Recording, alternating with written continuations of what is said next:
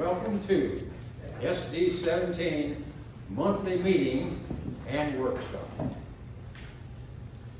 We're going to begin with a prayer by Chaplain Jeb Strickland, precinct 625, former chairman. Please, sir. If you would please stand, remove your Make America Great Again coverings. Lord God, we thank you for those gathered here. We thank you for those who have a heart for you. We thank you for those who have founded this country to be able to worship you. We thank you that we still have people who are patriots, who love you, love our country, and love the freedoms that we have to worship you. We ask, Lord, that this evening we be energized and educated in what we need to do to bring your will to come to pass. We ask, Lord, that we be victorious in that effort.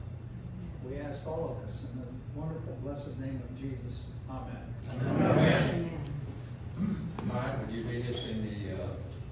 Yes, sir. I pledge allegiance to the flag of the United States of America and to the republic for which it stands, one nation under God, indivisible, with liberty and justice for all. John Douglas? Sean, would you lead us in the text? Sure. John Douglas. I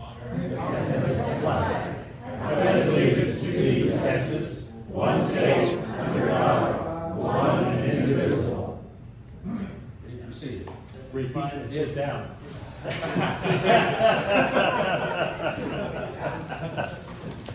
Our videographer is New Cheatham. Our check-in folks, and they're checking a bunch in right now. Lauren Keys, Lisa Music, and our timer. He's the timer. High is the timer, and he will tell the speakers when they have 1 minute left, and he will also inform them when the hook is coming, okay? Now, if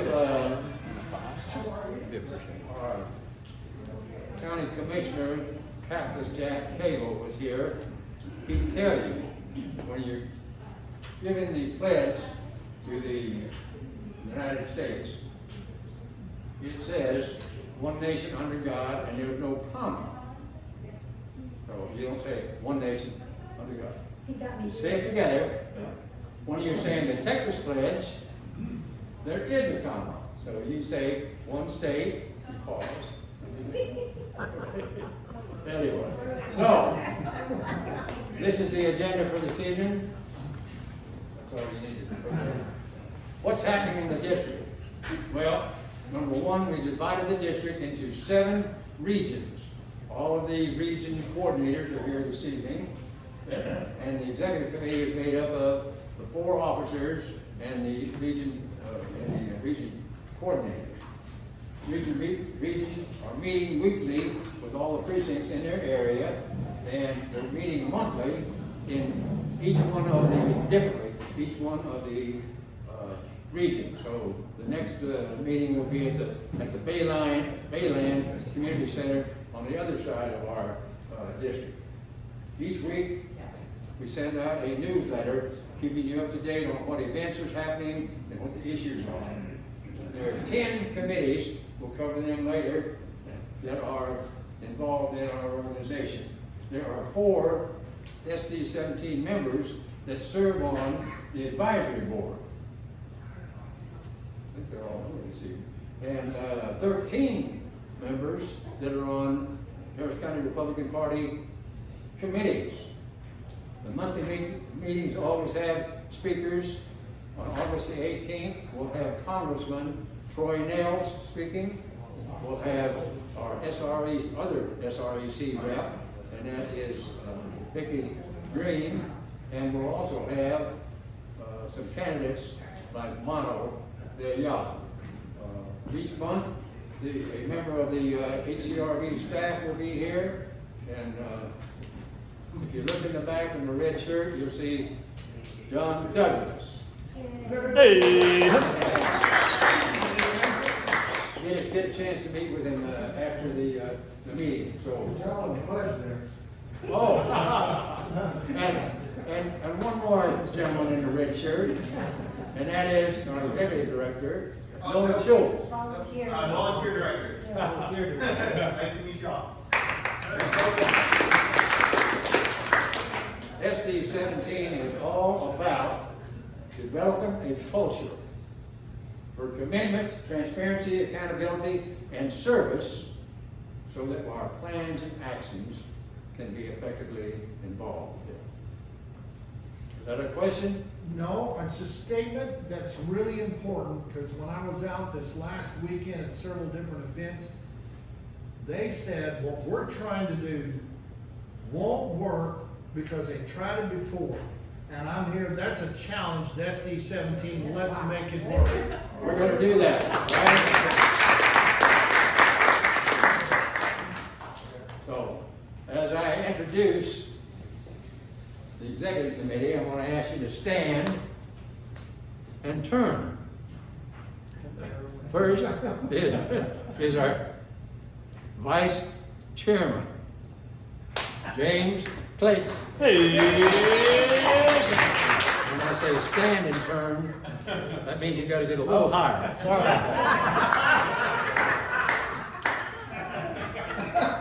That changed. I know, one more time. I know, I never say anything about hanging, I promise. One more time. Stand and turn. Stay standing. Next is our secretary, I'm looking at that Lauren picture. He Heath. just have the one shirt. Stand and turn. Well, he's got two, you can see. He's got Lauren, two of the same color. I'm standing by you. We're gonna take a picture when we get everybody. Next, for Region 2, Steve Carlin. Hey! Steve got it down. And stay. Sorry. Take back everything I said. All right. We're talking about the ex-military. It'll be done right. This is Jeb Strickland, Region 3. Walt Zawiak, Region 4. Bucky Ingersoll with 2 L's, Region 5. Niels Worsham, Region 6. Trudy, can you get it out away from that sign? Oh, I'm sorry. Region 7, Bill Fraser.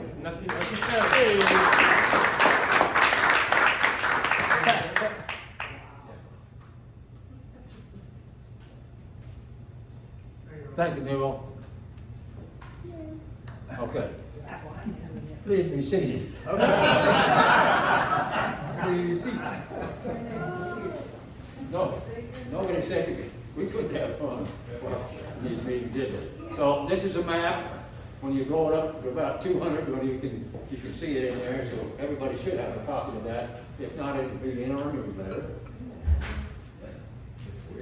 This is a list of those individuals I just introduced, and this are the contact information for those individuals, and these are the precincts that those individuals are working with. Now, you've all got that in the newsletter once or twice, but I'll send it again.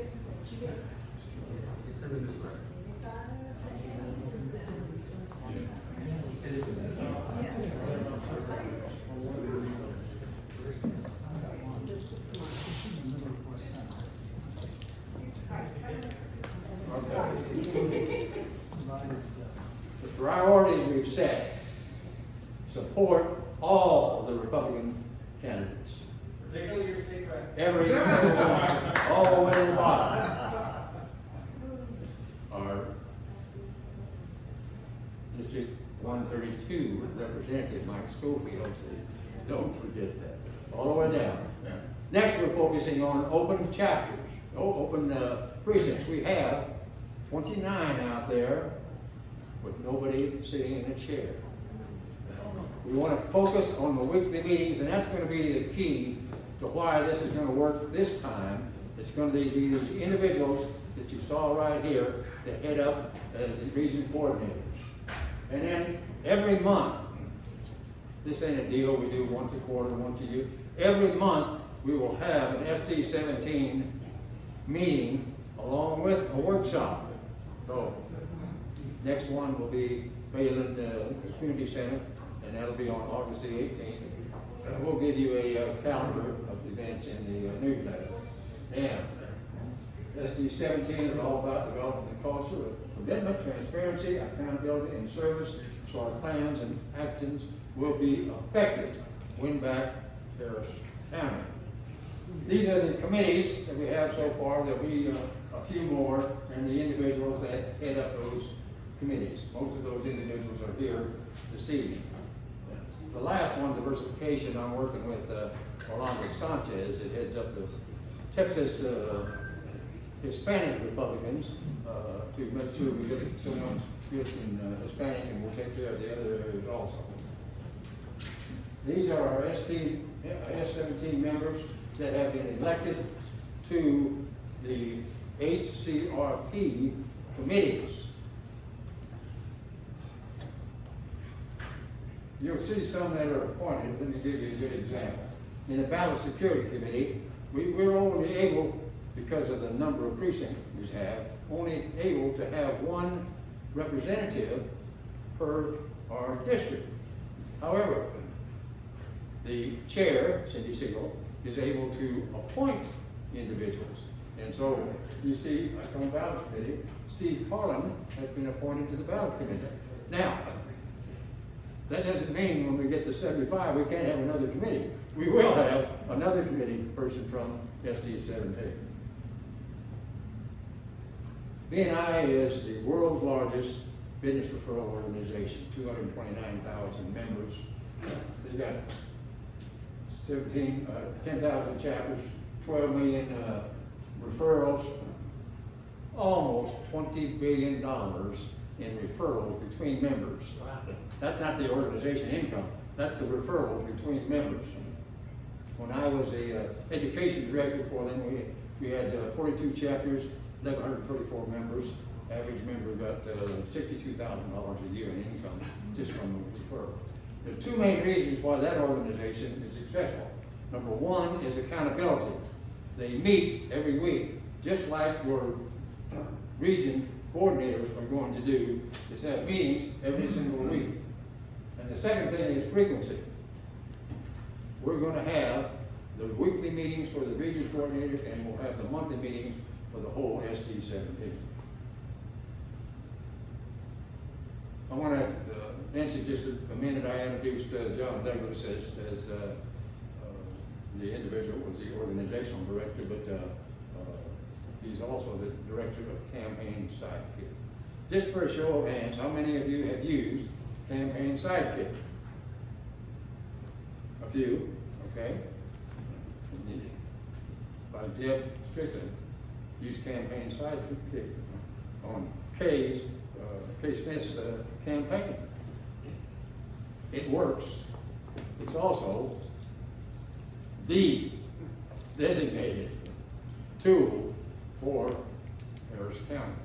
Let me just briefly show you something about it. Starts off with the current achievements on there. You select an area, you pick a home, and you complete some brief statement comments on it. You use a script. It doesn't have to be the script they provide. If you're like Deb Strickland and you have excuse me. I was going to say James Clayton. Jeb did it too. James Clayton, and he's got a script that he uses when they do the block walking. You use it.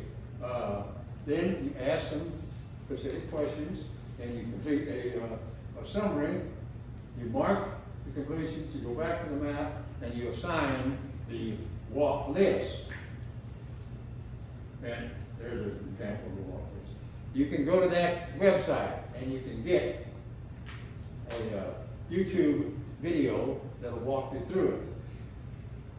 We put that link in each one of the newsletters.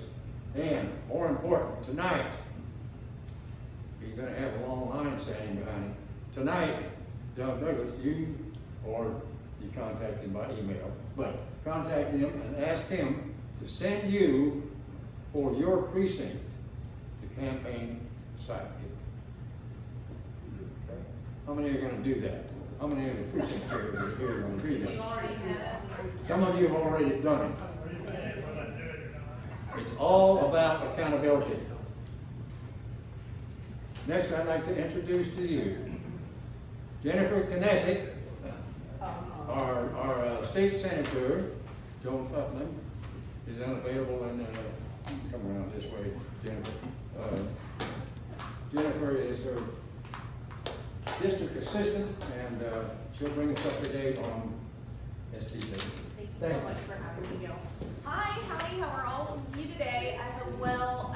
I just wanted to give you a brief snapshot of some of the things that we did and accomplished last session, as well as talk a little bit about constituent services. I think a lot of us come out to these meetings and we talk a lot about other stuff, and we forget to really talk about the heart of our office, right? What we do and what we're supposed to be doing in our neighborhoods and in our communities, and that's here to serve you, here to serve your neighbors. So when you're out and about and you meet or you talk with somebody and you see that they really need something, and this is something a state senator would handle, I want you to send them to our offices, send them to our direction, because we want to be helping everyone. And a lot of people don't know that we can actually help them or that we're there. So I wanted to really drive that home today, as well as talk about our approach to community and how you guys play a big role in that, and how you can help me and I can help you make sure that we're in these communities, in every neighborhood, and making sure that we are visible, because that's the most important thing that links to constituent services, right?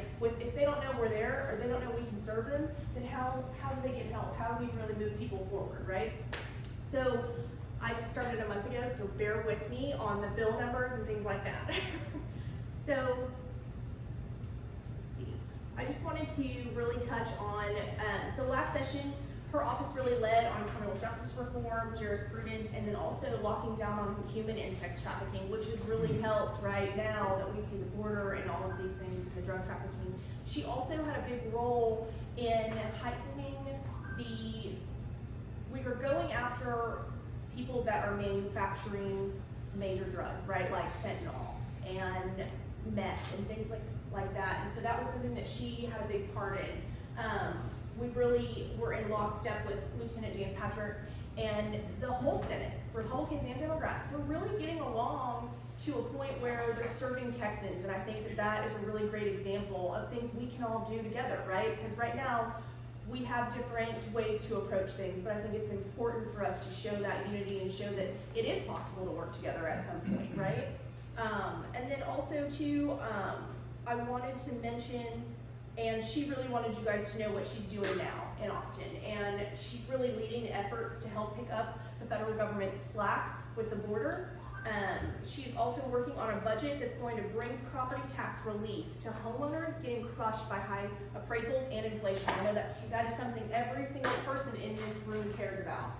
Also too, she's working on legislation that will strengthen SB 6 from last session.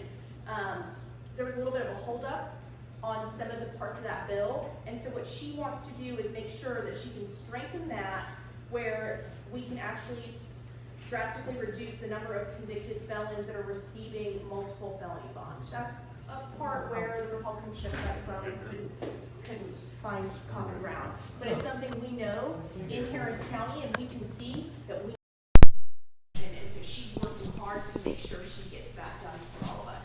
I think also something that I really wanted to mention today is, as our office builds our legislative agenda for next session, we really want to hear from each and every one of you. If we don't understand the pulse of our communities and understand what your neighbors care about, and it's not just you, because sometimes, you guys are really active. So when I hear from you, I know you're speaking for your neighborhoods, and I think that's important, and it's important for each one of us to remember. And so I want you guys to reach out to our office at any time to let us know how you feel about things, also what you care about as we move forward. And she really wanted you to know a couple of those things that she's really working hard on. as we're building. But we are gonna continue to build that legislative agenda, and we really look forward to working with, Representative Schofield as well as, everyone else in the House and the Senate to get that done. So, yeah. Great. Thank you, Debbie. Kim, you have a question? Kim, do you have a question? So what are some examples of things that you can help people, our constituents, with? So, Like taxes or? yeah, if you're working interagency with different agencies, we can make sure that you guys are going to the right place faster, right? So this is something, so I have kind of a mentor in the office, and her name is Gloria. She's our district director, and she's amazing. She's done this for 13 years. She has absolutely seen anything that could ever happen in life. So she's really taken me under her wing to guide me on on all of that stuff. And so working with different agencies. If you just need to get to our office because you have a CPS situation or things like that, we're there to be a voice. That's exactly, the property taxes, things like that, so. Yeah. Okay, great, thanks. Thank you, Jennifer. So,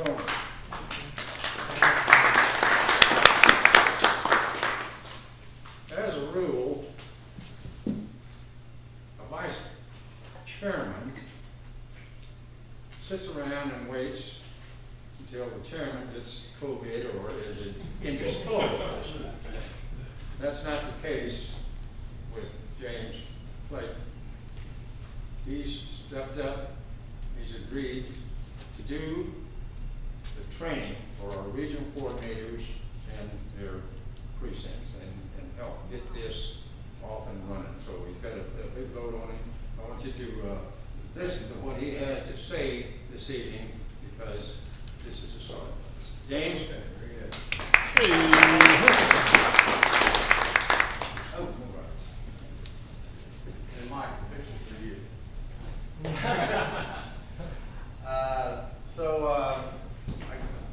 When I was coming here today, I was looking at my emails, and an email of somebody asked me to go block walk for a candidate, which is interesting because it's kind of related to what I'm here for today to talk about in a way, because it's really the problem before us.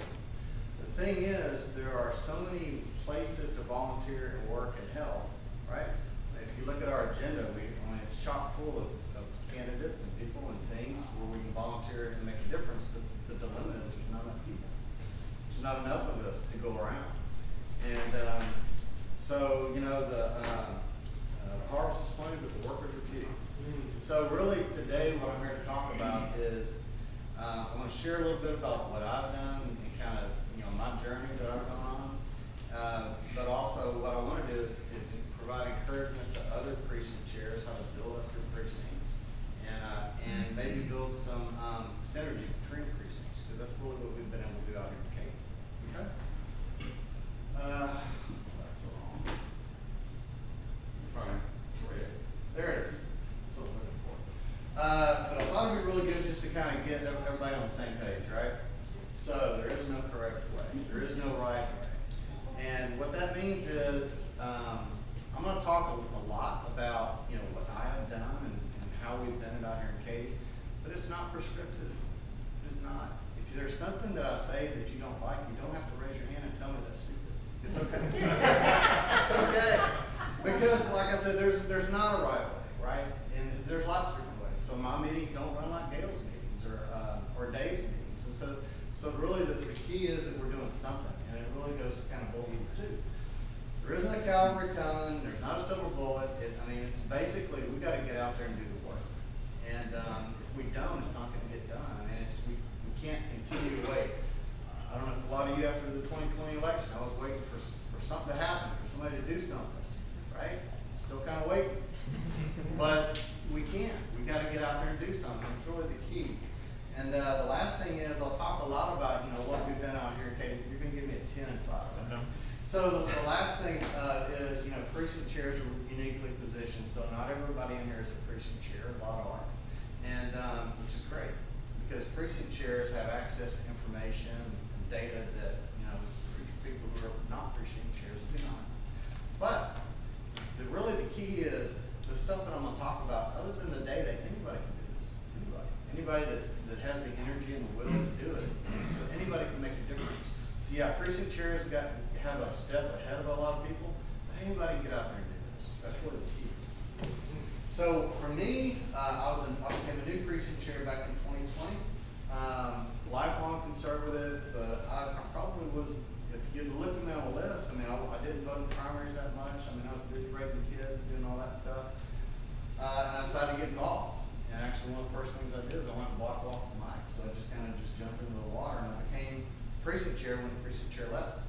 He was a great guy, great gentleman, got me started, but I didn't know a single voter in my precinct. I didn't have a single email, I didn't know anybody. And so for me, I mean, where I wanted to start with is I wanted to do two things. I wanted to accomplish two things.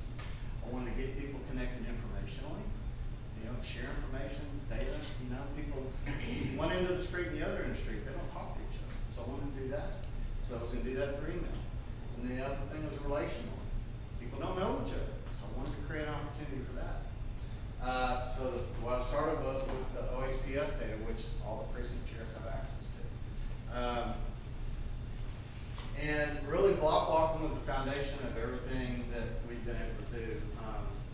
I jumped out there by myself and I took the OHPS data, I filtered it, played with it a little bit, and I didn't have an app. I just had a sheet of paper and a clipboard. And I went and started knocking on doors. And you knock on red doors, you don't get off my lawn too often.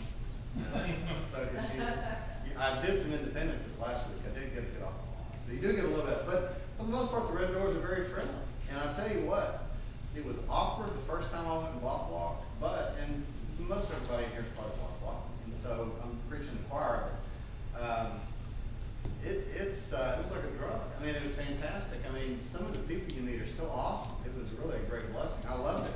And so it's a really good thing. So I set a routine. I was walking, 1-2 hours every weekend. I didn't kill myself. I didn't try to burn myself out. I said, I'm just doing a little bit. Just do a little bit. If I knock on 5 doors a day, I did 5 doors. If I do more, I do more. But the key was I did something. And that's really how all this stuff works. You gotta do something. So I just go.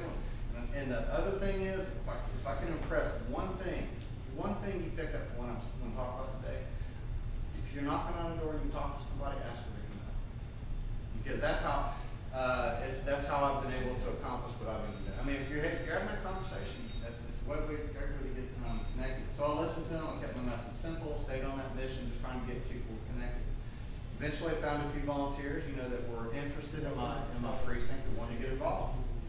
So after my block walks, I'd take that email, I'd send them an email, this is kind of a little lengthy, so don't worry about being involved, but basically it was just, hey, here's who I am, here's why I knocked on your door, I want you to get involved, and you're gonna be hearing from me. My standard line, folks, when I do that is I always say when you get tired of me, it's real easy, just say stop sending emails. Well, that's easy, that's how it works. And generally speaking, people, they stay on the list, they stay on the email list. But I did that follow-up, we just do a follow-up. So the first thing we did was, I don't have pictures from our first meeting, because it was only 2 or 3 of us, and I had no idea where this thing was going. I just put the boat in the water, just let it start going. And we had that first meeting on my back porch, and we said, hey, next month, everybody bring one person. We tried that, and we just kept going. And so we started meeting, and then I reached out to some other precinct chairs. Remember, I'm new, I don't know anybody, I don't know if I'm doing things wrong, I don't care. So I just called other precinct chairs and got over to my house and said, hey, y'all want to do this? I said, yes. People said no, people said no, I said, that's fine. People said, yes, let's do this. So I started inviting them over, they come over too, right? So you can see we started on my porch, and then this was at a church, we met at a church once, and then we've been at the theater for a while, we're about to move to a different venue. But it was just about just kind of keeping it going, just not giving up.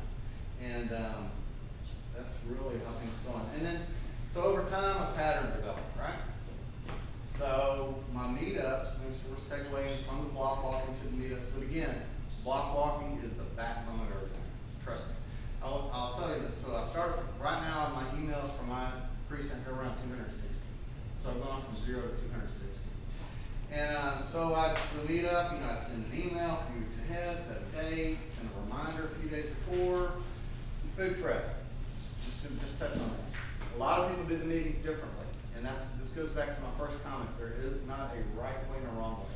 The way that I've done it, which is just me, is I've always wanted to create the lowest possible barrier for people showing up. That is the only reason I've not done it at restaurants, because, hey, I mean, money's tight sometimes. So I, you know, asking people to go spend $20 at a restaurant, so I don't want to do that. So I always try to keep that barrier low. So that's not a right way and wrong way. It's just my heart. That's it. So, day of the meetings, you know, when I have a meeting of 15 people, it's easy. When I got to about 50, cooking food, it got to be a chore, let me tell you. But it's working so far, so good. Then at the meeting, and a lot of times, the crowds get bigger. You have to make those requests for the money. I never ask for anybody to say, I need you to give $5 or $10 or whatever when you walk in. I say, hey, please give me some money so we can keep this going. And generally, people have a good heart and they'll do that. So that's been my experience. But you do have to remind them because they forget. Sign-in sheet, put a little sign-in sheet, and that's key too because you get new emails. So I've got that 260 from a precinct, but I've got another 150 from people that have just passed by through the meetings or whatnot. So I've got around 400 or so. So you get the sign, and so it'll always be the first half of the meeting. I put out the food. It's kind of break bread together. Everybody gets to talk, interact. It's to me a big part. That's the social interaction that I wanted to accomplish. And the back end was we would have a meeting. The meeting I'll talk about in a second. That format fluctuates. The other thing is minutes. Treat it like a meeting. So I'm blessed. I've got some folks in my group that are willing to do that. They take minutes. And so after the meeting, when I publish it, you know, we'll send out pictures and we send the minutes. And people, those 260, whatever, they know what happened. And then maybe they'll come next time because they're like, hey, they're actually doing something. So we take the minutes, and then then I'll say, hey, I'm gonna take some pictures, but everybody remember, y'all take pictures too. And then a lot of times after meetings, I'll get all these pictures on my phone, and then I post them. So I'll put them in an email that goes out, you know, in that to all the group. I'll put them on the GOP Facebook. Mostly to encourage other people to do the same thing. To be quite honest, that's really the main reason. Just to say, hey, look. Not because I'm bragging about myself, I could care less. I want other people to do it. To be quite honest, if there's somebody who gets bigger groups than me, that's awesome. Because this isn't about me, this is about us. And so it's all about, you know, the more that we do this and the more we do it around, the better it is for all of us. So it's not a competition. I put this little silly thing together. This is just something that off the top of my head I thought would be interesting to share. So this is what I've learned in my experience over the last couple of years. So these are some of the things that kind of pop up. The venue is an issue. The format. So the venue, the smaller the meeting, the easier it is. It's a layup. You have it at your house, the backyard, whatever. When you start hitting 20, 30, 40, 50 people, it starts becoming an issue. You got to find a spot. Sometimes that's a little tough. So, you know, like I said, so small meetings, piece of cake. Format and speakers. The smaller meetings, you don't have to have speakers. Don't kill yourself trying to have speakers. Not a big deal. Because some of the best meetings we ever had in the past, we put those chairs in a circle, give everybody their 2 or 3 minutes, and it's awesome. Some people are like, I don't want to talk. Some people you can't shut them up, right? But you hear things and people get to share and interact. And quite honestly, I've had people tell me, well, why don't we do that anymore? The dilemma you run into is when you have 50 people and you give them all 2 minutes, you've blown an hour and a half. What can you do? So we've had to change the format. I miss it and I like it, but you know, it is what it is. Meeting materials on the smaller, when we're the smaller meetings, I would always kind of pull something together, kind of like in my back pocket. What's going on in the Supreme Court? What's going on the state level? You know, whatever. What's hot in the news? And that way, if the conversation kind of dried up, I'd always have something I could interject. So I'd be prepared to make sure the meeting could. Never really had to use it that much, but I had my little Boy Scout thing going on. I was always ready. Menu and the funding, I talked a little bit about that. You know, the smaller meetings, it's not that big deal. The bigger you get, it depends on your format. You know, you may run it through a restaurant, and that's fine, and then that'll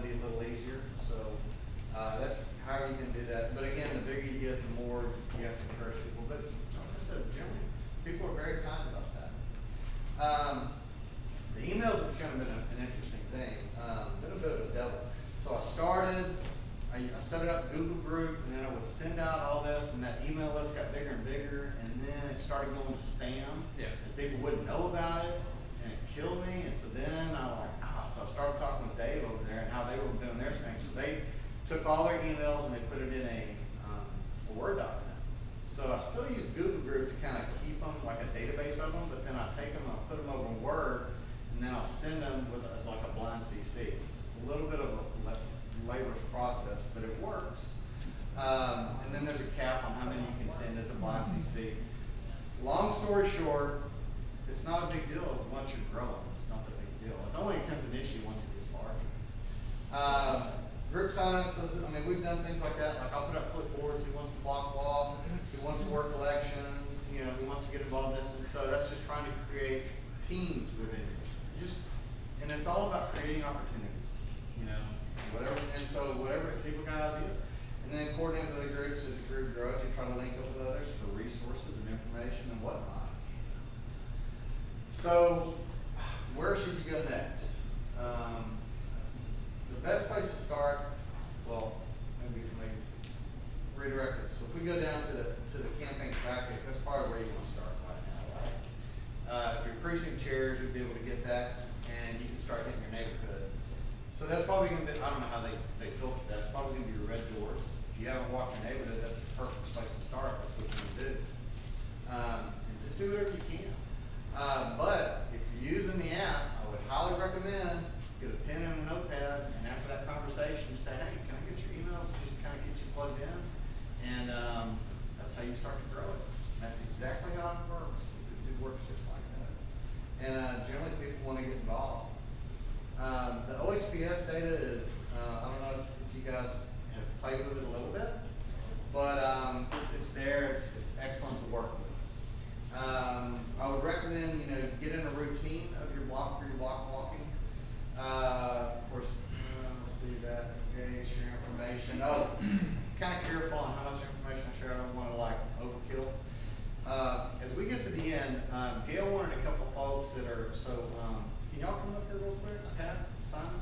These are two of the people that really have been the greatest blessing to me. They helped me get they were from the very start. And the last thing is, work with your region coordinator. Because that's going to be important. That kind of goes back to the whole work together as a team kind of thing. I'm going to give this last tips. Get a game plan, do it. Don't be reluctant. Do it. Get out there and do it. Stay positive. Sometimes it's hard to do, but you got to stay positive because people are watching. And be open to suggestions. If somebody suggests something, bounce it off. Last thing is, be careful when people tell you you're doing it wrong. Go back to the first bullet point. There is no wrong. All right? All right. These folks have been real involved. I wanted them to kind of share a little bit. Yes, ma'am. Well, I just wondered which day did you find most successful to have your meetings, like in the evenings or weekend? Or? We've oscillated.